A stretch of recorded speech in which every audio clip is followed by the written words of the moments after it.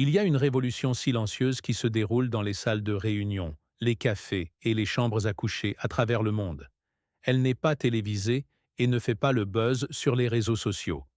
En fait, les personnes qui mènent cette révolution en parlent à peine. Elles sont trop occupées à mettre en œuvre une philosophie simple mais radicale, qui transforme leur vie de l'intérieur vers l'extérieur. Et si je vous disais que tout ce que vous pensez savoir sur le succès, la productivité et le bonheur est à l'envers, que les voix les plus fortes, promettant des solutions rapides et des astuces, vous éloignent en réalité des principes mêmes qui créent un changement durable. La vérité qui dérange est que la plupart des gens optimisent pour les mauvaises métriques, mesurant leur valeur par leur apparence d'être occupés plutôt que par l'alignement de leurs actions avec ce qui compte vraiment. Ceci n'est pas un autre système de productivité ou un discours de motivation.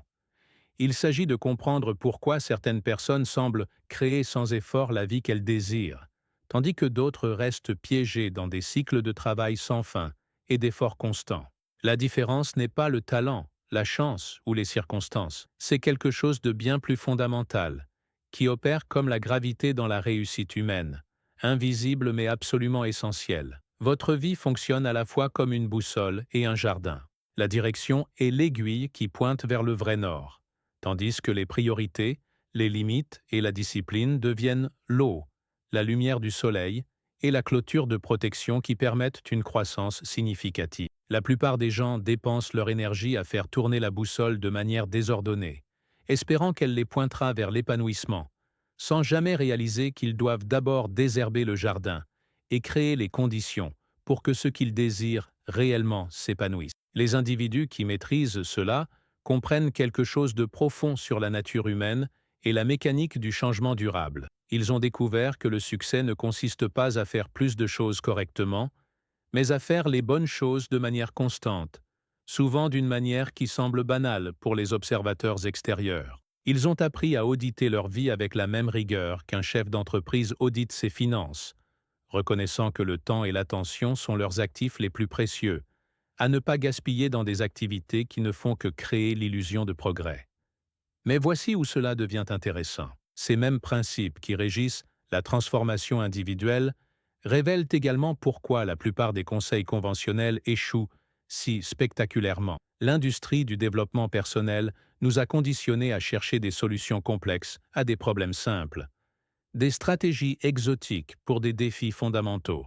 On nous encourage à optimiser nos routines matinales tout en ignorant si nous poursuivons les bons objectifs. On nous enseigne à maximiser la productivité sans jamais nous demander si nos priorités sont alignées avec nos valeurs les plus profondes. Le cadre que je suis sur le point de partager avec vous fonctionne différemment. Il part du principe que vous êtes déjà capable de choses extraordinaires, mais que vos systèmes, habitudes et modèles mentaux actuels soutiennent ou sabotent votre potentiel. Il reconnaît que le changement durable ne se produit pas par des bouleversements spectaculaires, mais par les effets cumulés de petites actions alignées et répétées au fil du temps. Surtout, il admet que le monde extérieur sera toujours imprévisible, mais que votre monde intérieur peut devenir une source de force et de clarté inébranlable. Cette approche a été discrètement testée par des entrepreneurs qui ont bâti des entreprises durables, des parents qui ont élevé des enfants résilients, et des personnes qui ont maintenu leur santé et leurs relations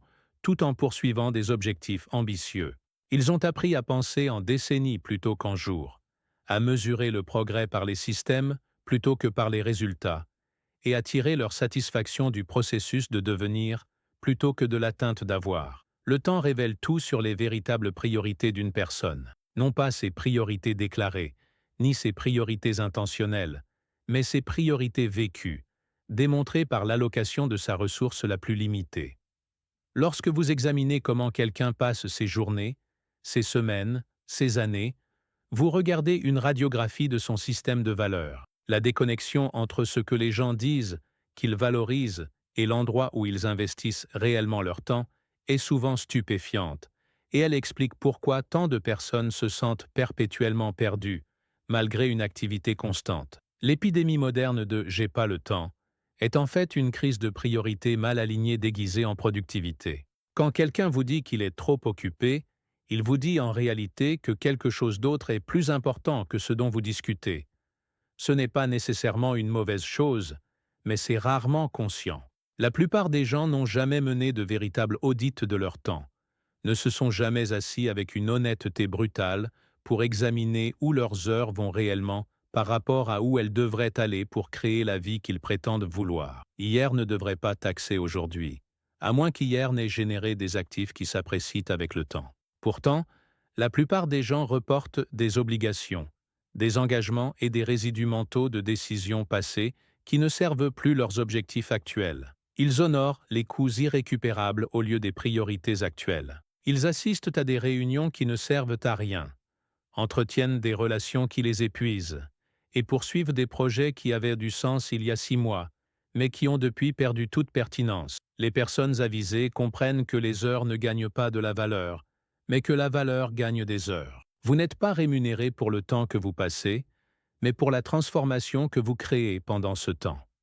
L'heure d'un chirurgien vaut plus que l'heure d'un caissier, non pas parce que le temps passe différemment, mais parce que le chirurgien a développé des compétences qui créent plus de valeur par unité de temps investi. Ce principe s'applique au-delà des carrières, dans tous les domaines de la vie. L'heure que vous passez à faire de l'exercice crée plus de valeur à long terme que l'heure que vous passez à faire défiler les réseaux sociaux. L'heure que vous passez à acquérir une compétence qui se cumule crée plus de valeur que l'heure que vous passez à vous divertir. Divertissement qui s'évapore. La protection matinale devient cruciale, car les premières heures représentent souvent votre plus grande capacité cognitive et vos plus faibles demandes externes. Pourtant, la plupart des gens cèdent leur meilleure énergie mentale aux emails, aux actualités et aux agendas des autres, avant d'avoir fait le moindre progrès significatif sur leurs propres priorités.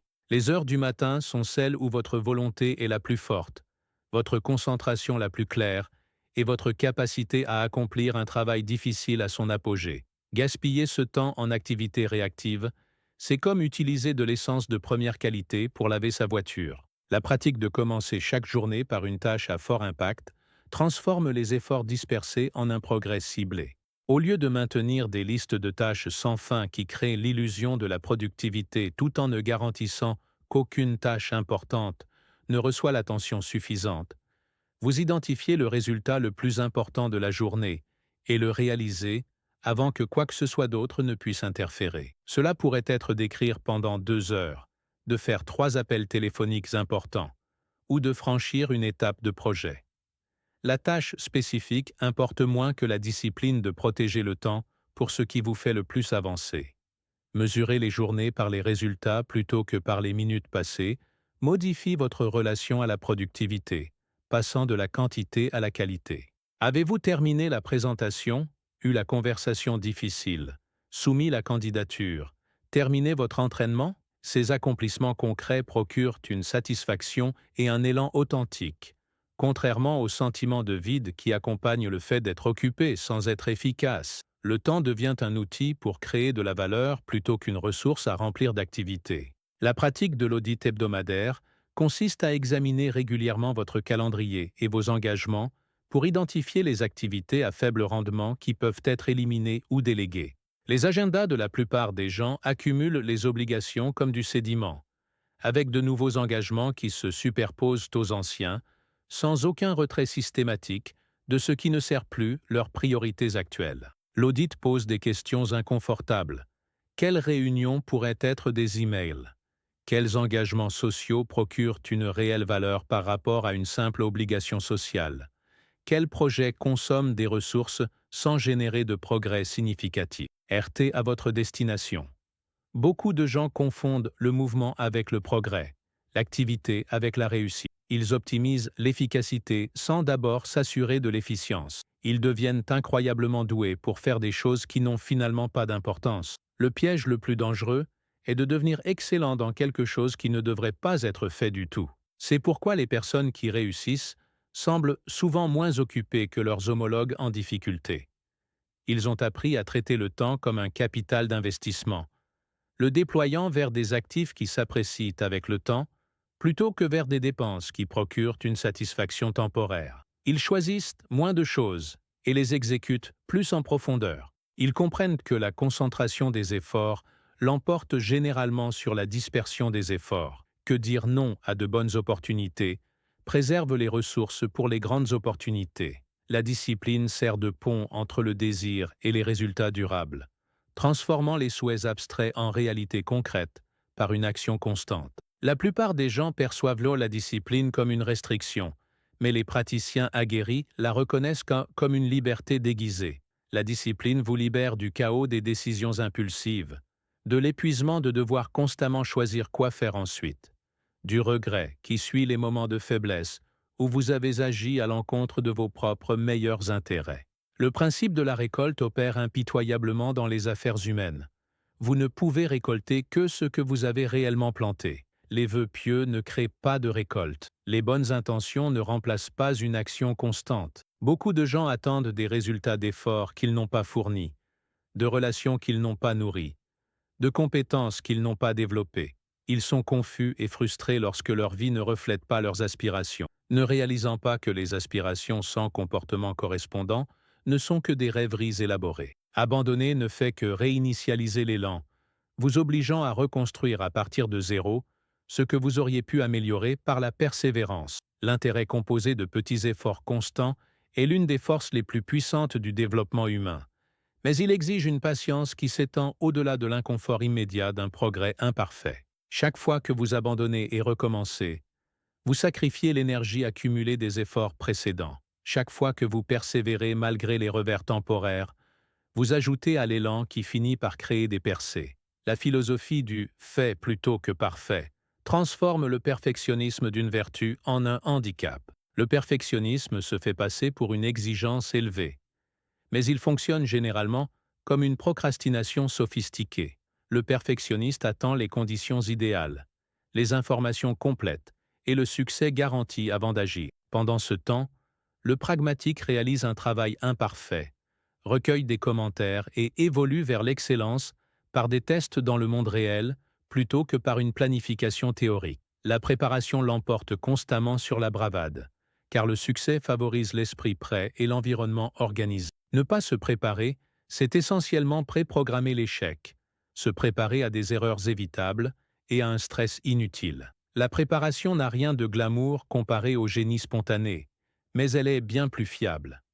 La personne préparée a des listes de contrôle pour les processus importants, a fait ses recherches avant les réunions importantes, a préparé ses vêtements de sport la veille. Les habitudes acquièrent une puissance formidable grâce à la conception de la friction, la manipulation systématique des signaux environnementaux pour rendre les bons comportements faciles et les mauvais comportements difficiles. Au lieu de compter sur la volonté qui fluctue avec l'humeur, l'énergie et les circonstances, vous concevez votre environnement pour vous pousser vers les choix qui correspondent à vos intérêts à long terme. Cela peut signifier de supprimer les applications de réseaux sociaux de votre téléphone, de préparer des collations saines à l'avance, ou de placer vos chaussures de course à côté de votre lit. Les micro-engagements fonctionnent, car ils éliminent la résistance psychologique qui empêche de commencer. Lorsque l'engagement est suffisamment petit, votre cerveau cesse de générer des excuses et des justifications élaborées pour l'évitement. 10 minutes de lecture sont plus faciles à initier qu'une heure. Une seule pompe est plus facile à commencer qu'un entraînement complet. Le micro-engagement n'est pas le but final. C'est le point d'entrée qui mène souvent à un effort soutenu, une fois que l'élan s'installe. Le choix aligné sur les valeurs définit la discipline comme le fait de choisir ce que vous voulez le plus, par rapport à ce que vous voulez maintenant. Cela recadre la discipline, la faisant passer de la privation à la préférence, de la restriction à la liberté.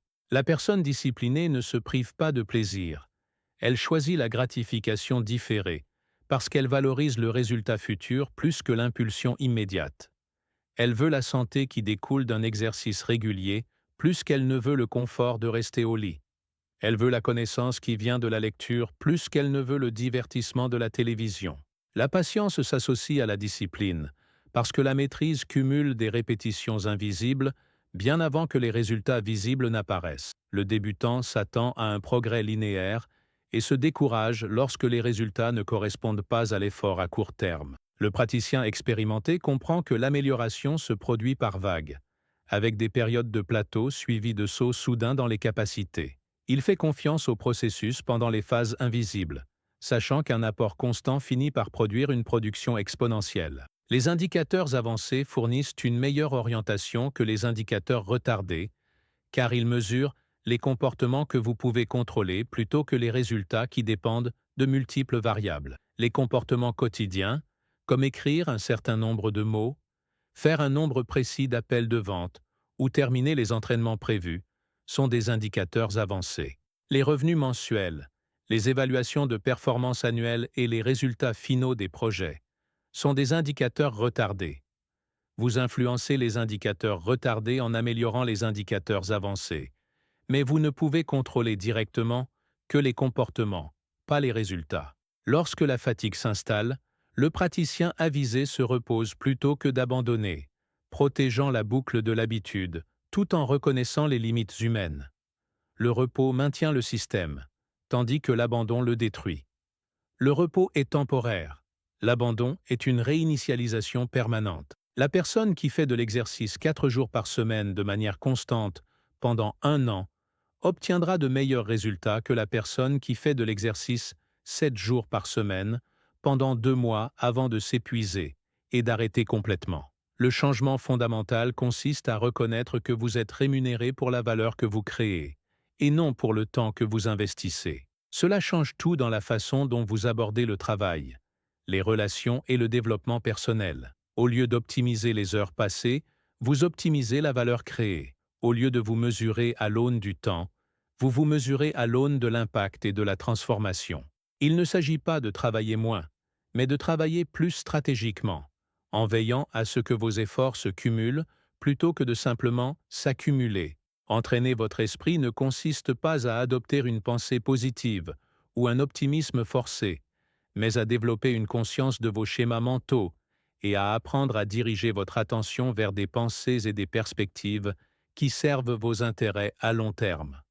La pause entre le stimulus et la réponse représente l'une des interventions les plus puissantes en psychologie humaine. Dans cet espace réside votre liberté de choisir comment vous interpréterez et réagirez à ce que la vie vous présente. La plupart des gens réagissent automatiquement, laissant leurs émotions et leurs schémas habituels déterminer leurs réponses. L'esprit entraîné y insère une considération délibérée, se demandant quelle réponse servirait le mieux leurs valeurs et leurs objectifs, plutôt que de simplement exprimer leur état émotionnel immédiat. De nombreuses batailles sont gagnées en ne réagissant pas, en choisissant le silence plutôt que l'attitude défensive, la patience plutôt que l'impulsivité, la réflexion stratégique plutôt que l'expression émotionnelle. Cela ne signifie pas de réprimer ses émotions ou d'éviter les confrontations nécessaires, mais de répondre à partir d'un lieu de choix plutôt que de compulsion. La personne qui maîtrise ses réactions gagne un pouvoir énorme dans les négociations, les relations et la prise de décision personnelle. La peur opère comme un visiteur temporaire, tandis que le regret s'installe de manière permanente dans votre psyché. La peur vous avertit des issues négatives potentielles, remplissant sa fonction évolutive de promouvoir la prudence. Mais la peur vous empêche aussi de prendre les risques nécessaires, de tenter des défis qui pourraient transformer votre vie, de saisir des opportunités qui exigent du courage. Le regret, quant à lui, se cumule avec le temps, devenant plus fort à mesure que vous réalisez ce qui aurait pu être possible si vous aviez agi malgré la peur. Le choix entre l'inconfort de la croissance et l'inconfort de l'évitement détermine la trajectoire de votre vie. L'inconfort de la croissance est aigu mais temporaire, le résultat de s'étirer au-delà de vos capacités actuelles ou de votre zone de confort. L'inconfort de l'évitement est chronique et permanent, le résultat de savoir que vous ne devenez pas la personne que vous pourriez devenir, que vous ne poursuivez pas ce que vous savez que vous devriez poursuivre. L'un mène à l'expansion, l'autre à la contraction. L'adversité fonctionne comme un programme d'apprentissage plutôt qu'une punition, offrant des leçons qui ne peuvent être apprises par le succès seul. L'échec enseigne la résilience. Les revers révèlent le caractère. Les obstacles développent les capacités de résolution de problèmes. La personne qui n'a jamais échoué n'a jamais testé ses limites. La personne qui n'a jamais fait face à l'adversité n'a jamais développé de mécanisme d'adaptation. Les vies confortables produisent souvent des personnes fragiles, tandis que les vies difficiles ont tendance à produire des personnes antifragiles, qui deviennent plus fortes grâce au stress. Les routines stabilisatrices pendant les tempêtes servent de point d'ancrage lorsque tout le reste semble chaotique et imprévisible. Le sommeil, l'exercice et la tenue d'un journal créent des îlots de contrôle dans des mers d'incertitude. Lorsque les circonstances externes sont volatiles, ces routines vous rappellent que vous conservez une maîtrise sur votre environnement interne. Elles empêchent les revers temporaires de devenir des déclins permanents en maintenant les comportements qui soutiennent votre santé physique et mentale. L'accumulation de petites victoires restaure votre sentiment de maîtrise et d'élan lorsque de graves revers ont ébranlé votre confiance. La personne qui a perdu son emploi pourrait ne pas être en mesure de remplacer immédiatement ses revenus, mais elle peut mettre à jour son CV, contacter un contact de son réseau et maintenir sa routine d'exercice. Ces petites victoires ne résolvent pas le grand problème, mais elles empêchent le grand problème d'éroder votre identité et vos capacités. Les erreurs deviennent une leçon dans l'école de la vie, précieuses uniquement lorsque vous en extrayez et appliquez les leçons qu'elles contiennent. La même erreur répétée n'enseigne rien de nouveau. Elle devient juste une habitude coûteuse. La personne qui apprend de ses erreurs les traite comme des données, plutôt que comme un jugement, se demandant ce que l'expérience révèle sur ses suppositions, ses stratégies ou ses angles morts. Des bilans rapides après les revers aident à capturer les leçons tant qu'elles sont encore fraîches et exploitables. Les tableaux de bord peuvent devenir des distractions addictives, qui détournent l'attention du travail, qui créent des changements sur le tableau de bord. Les gagnants se concentrent sur l'exécution, plutôt que sur le classement, sur la performance plutôt que sur le rang, sur l'amélioration plutôt que sur la comparaison. L'entrepreneur, obsédé par le chiffre d'affaires de son concurrent, pourrait manquer des opportunités d'améliorer son propre produit. L'athlète concentré sur les performances des autres athlètes pourrait négliger son propre entraînement. Le succès vient d'une focalisation interne et non d'une surveillance externe. L'autoflagellation gaspille de l'énergie qui pourrait être dirigée vers une action constructive. Vous en vouloir pour des erreurs passées ne change pas le passé. Cela garantit juste que vous aurez moins d'énergie émotionnelle et mentale pour faire des choix différents à l'avenir. Des recadrages constructifs vous aident à extraire de la valeur des revers sans vous noyer dans l'autocritique. Au lieu de dire « je suis nul dans ce domaine », essayez « c'est de l'entraînement ». Au lieu de dire « je me trompe toujours », essayez « j'apprends ce qui ne fonctionne pas ». La protection de l'attention devient cruciale dans un environnement conçu pour capturer, monopoliser et monétiser votre concentration. Les cycles d'envie et d'indignation sont particulièrement toxiques, car ils créent l'illusion d'un engagement tout en épuisant vos ressources mentales. Suivre les drames des autres, comparer vos coulisses à leurs meilleurs moments et consommer du contenu qui vous rend en colère ou envieux n'améliore pas votre vie. Cela vous rend juste une personne plus fatiguée et réactive. La résilience plus l'apprentissage réflexif transforme les revers en reconnaissance de modèle et en confiance acquise. La personne qui a surmonté de multiples défis développe la confiance en sa capacité à gérer ce qui vient ensuite. Elle s'est vue se remettre de l'échec, s'adapter aux changements et surmonter des obstacles. Cette confiance ne peut pas être simulée car elle est basée sur des preuves plutôt que sur des vœux pieux.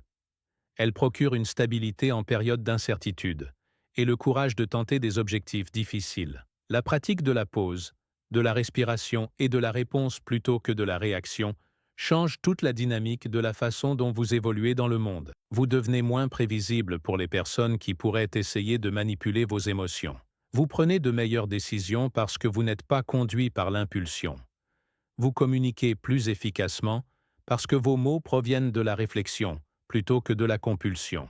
Cette pratique simple, appliquée de manière constante, transforme les relations, les résultats professionnels et la satisfaction personnelle. La confidentialité protège l'élan en protégeant vos plans et vos premiers progrès des commentaires bien intentionnés, mais potentiellement décourageants. Lorsque vous annoncez des objectifs trop tôt, vous éprouvez souvent ce que les psychologues appellent la réalité sociale, la satisfaction de la reconnaissance qui peut réduire votre motivation à faire le travail réel. De plus, toutes les personnes qui applaudissent vos annonces ne veulent pas sincèrement votre succès. Certaines préfèrent que vous restiez à leur niveau plutôt que de vous élever au-dessus d'elles. La confiance devient une ressource sélective plutôt qu'une supposition par défaut lorsque vous reconnaissez que la relation des gens à votre succès est compliquée. Des amis pourraient inconsciemment saper vos efforts de changement parce que votre croissance met en évidence leur stagnation. Les membres de la famille pourraient décourager la prise de risque parce qu'ils projettent leur propre peur sur votre situation. Des collègues pourraient vous donner de mauvais conseils parce qu'ils sont en compétition avec vous pour les mêmes opportunités. Si vous êtes constamment traité comme une option plutôt qu'une priorité, partir devient le choix approprié plutôt que d'essayer plus fort de gagner de la considération. La personne qui vous traite comme une option vous a déjà dit quelle valeur elle accorde à votre présence dans sa vie. Essayer de convaincre quelqu'un de vous donner la priorité a généralement l'effet inverse, vous faisant paraître désespéré tout en confirmant son évaluation selon laquelle elle peut prendre votre disponibilité pour acquise. La dépendance représente une vulnérabilité stratégique que les personnes sages éliminent systématiquement en développant la redondance dans les compétences, les sources de revenus et les capacités de régulation émotionnelle. Votre ombre part dans l'obscurité. Les personnes dont vous dépendez pourraient ne pas être disponibles lorsque vous en avez le plus besoin. L'emploi dont vous dépendez pourrait être éliminé. La relation dont vous dépendez pour votre stabilité émotionnelle pourrait prendre fin. Construire plusieurs sources de chaque ressource critique crée de la résilience et de l'indépendance. Un petit cercle, une vie tranquille et un esprit paisible l'emportent sur la validation bruyante et l'attention dispersée sur de multiples relations superficielles. Les relations de qualité exigent du temps et un investissement émotionnel qui se dilue lorsque vous essayez de maintenir des liens avec tout le monde. La personne qui est l'ami de tout le monde n'est souvent l'ami proche de personne. Mieux vaut avoir 3 personnes que vous pouvez appeler pendant une crise que 30 personnes avec qui vous échangez des amabilités lors d'événements sociaux. L'authenticité sert à la fois de bouclier et de boussole, car vous serez jugé quelle que soit la façon dont vous vous présentez. Les personnes qui essaient d'être tout pour tout le monde finissent souvent par n'être rien pour personne. Elles s'épuisent à gérer différentes personnalités pour différents publics. La personne authentique accepte que certaines personnes ne l'apprécieront pas et utilise cette clarté pour attirer les personnes qui apprécient qui elle est réellement plutôt que qui elle prétend être. Le respect de soi fixe le prix de votre temps et de votre attention sur le marché des relations humaines. Si vous ne vous valorisez pas de manière appropriée, les autres adopteront votre modèle de tarification. La personne qui sous-estime constamment son temps, son énergie et son expertise enseigne aux autres à s'attendre à des tarifs réduits. Pendant ce temps, la personne qui maintient des limites et des attentes claires constate souvent que les gens respectent ces limites et ajustent leur comportement en conséquence. L'application pratique des limites comprend le fait de définir des attentes claires concernant votre disponibilité, de quitter les situations où le respect s'érode, plutôt que d'essayer d'éduquer des personnes qui ne sont pas intéressées par l'apprentissage, d'éviter de trop partager, ce qui donne aux autres des informations qu'ils peuvent utiliser contre vous, et de célébrer les progrès en privé jusqu'à ce que les réalisations deviennent stables plutôt que de chercher la validation pour chaque petite réussite. Le résultat est des relations qui sont choisies plutôt que recherchées, qui sont de soutien plutôt qu'épuisantes, basées sur le respect mutuel plutôt que sur un accommodement à sens unique. Ces relations procurent un véritable encouragement pendant les moments difficiles et des commentaires honnêtes lorsque vous avez besoin de rectifier le tir. Elles ne nécessitent pas un entretien constant ou une navigation diplomatique, car elles sont construites sur des valeurs compatibles et un investissement réciproque. Les départs élégants de relations qui ne servent plus sont des actes de respect de soi plutôt que de cruauté. Rester dans des relations qui épuisent votre énergie, compromettent vos valeurs ou empêchent votre croissance n'est pas noble. C'est de l'auto-sabotage déguisé en loyauté. Parfois, la chose la plus bienveillante que vous puissiez faire pour toutes les personnes impliquées est de reconnaître que vous avez grandi dans des directions différentes et que vous avez besoin de choses différentes de la vie. La pratique d'éviter de trop partager protège votre vie privée tout en maintenant des limites professionnelles et personnelles appropriées. L'information est un pouvoir, et donner à tout le monde accès à vos difficultés, vos insécurités et vos plans peut créer des vulnérabilités que les gens pourraient exploiter, consciemment ou inconsciemment. Partagez vos défis avec les personnes qui ont gagné le droit à ce niveau d'intimité et qui ont démontré leur capacité à fournir un soutien utile. La santé fonctionne comme l'infrastructure qui soutient toutes vos autres ambitions, déterminant votre capacité cognitive, votre stabilité émotionnelle et votre capacité physique à fournir un effort soutenu. Sans un entretien de base de votre santé, chaque autre objectif devient plus difficile et chaque revers devient plus dévastateur. Le sommeil affecte le jugement. La nutrition influence l'humeur. Le mouvement a un impact sur les niveaux d'énergie. Ce ne sont pas des luxes à poursuivre lorsque tout le reste est géré. Ce sont des fondations qui rendent tout le reste possible. Les audits d'énergie révèlent vos rythmes naturels et vos schémas de planification optimaux, vous aidant à aligner les tâches exigeantes avec vos périodes de performance maximale et les activités de récupération avec vos périodes de faible énergie. La plupart des gens essaient de maintenir une énergie constante tout au long de la journée plutôt que de travailler avec leurs fluctuations naturelles. La personne qui planifie son travail créatif pendant son pic cognitif et ses tâches administratives pendant ses baisses d'énergie accomplit plus avec moins de stress. La simplicité permet la constance en réduisant les décisions et la complexité qui crée des frictions dans vos routines quotidiennes. Plus vos systèmes sont compliqués, plus il y a d'opportunités de panne et plus l'énergie mentale requise pour leur entretien est importante. Les systèmes simples sont plus susceptibles d'être suivis pendant les périodes de stress lorsque votre attention est dispersée et votre volonté épuisée. Réduire les apports implique de diminuer le nombre de sources d'informations qui se disputent votre attention tout au long de la journée. Moins d'applications signifie moins de distractions. Moins de sources d'informations signifie moins de surcharge cognitive. Moins d'opinions à considérer signifie une pensée plus claire. Il ne s'agit pas d'éviter l'information.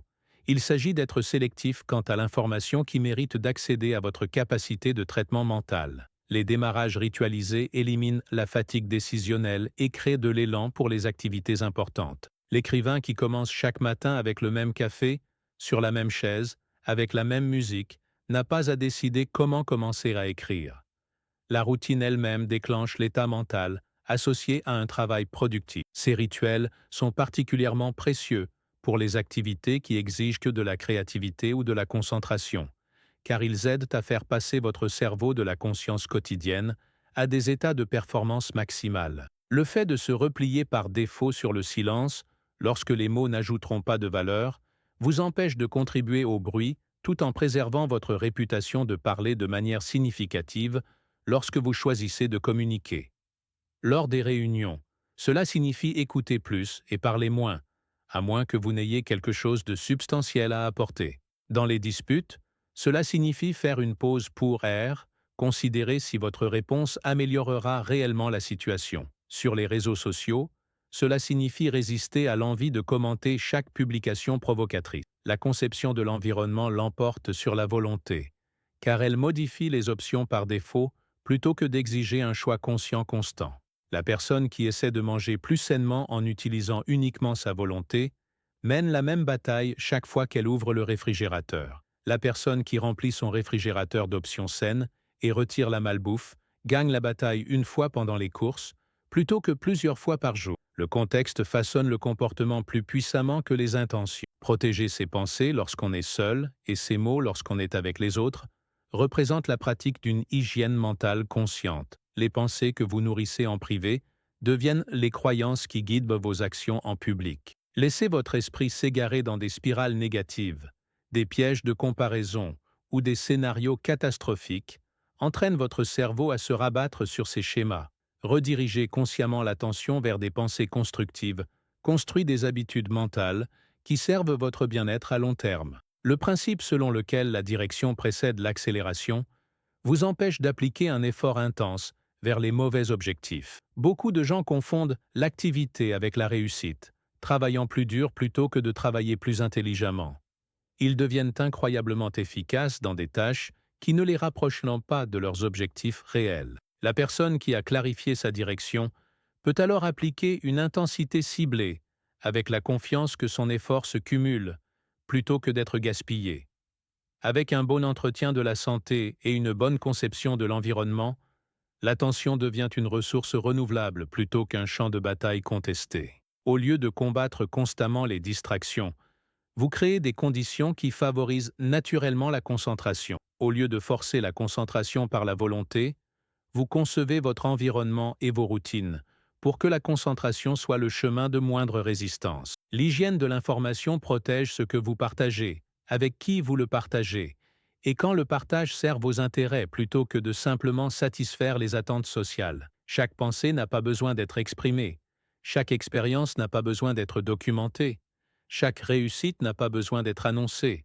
La confidentialité stratégique préserve votre énergie pour l'exécution plutôt que pour l'explication et empêche les autres d'interférer avec des plans qui sont encore en développement. Le but transforme les corvées en artisanat, en fournissant un sens qui transcende la tâche immédiate. Le parent qui considère la discipline comme un développement du caractère plutôt qu'une punition aborde la correction différemment du parent qui voit la mauvaise conduite comme un inconvénient personnel. L'employé qui comprend comment son rôle contribue à des résultats qui comptent aborde les tâches quotidiennes différemment de quelqu'un qui voit le travail comme du temps à endurer jusqu'au week-end. Trouvez votre combinaison unique de compétences rares, de goûts développés et de service aux autres, crée une valeur qui ne peut être reproduite par quelqu'un d'autre. Il ne s'agit pas de devenir le meilleur au monde dans une seule chose. Il s'agit de devenir la seule personne au monde qui combine votre ensemble particulier de capacités, de perspectives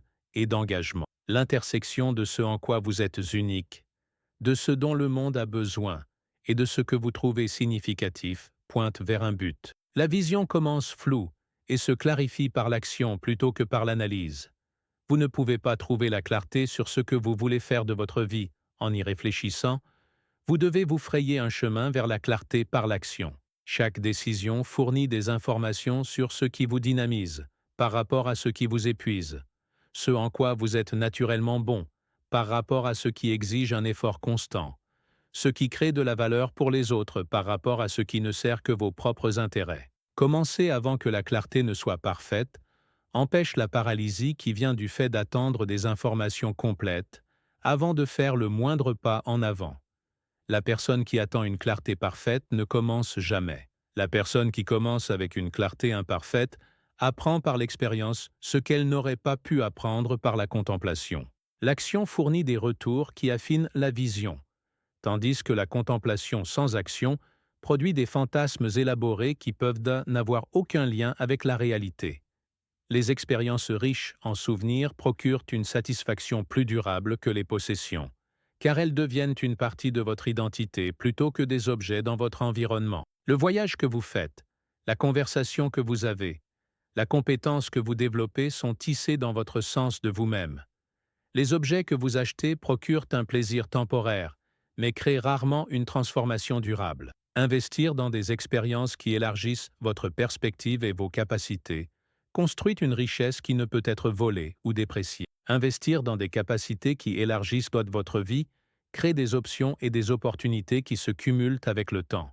Apprendre de nouvelles compétences, développer une expertise plus approfondie, construire des relations significatives et maintenir votre santé augmentent tous ce qui devient possible dans votre avenir. Ces investissements en vous-même procurent des retours que l'argent à la banque ne peut égaler, car ils changent ce que vous êtes capable de créer et de contribuer.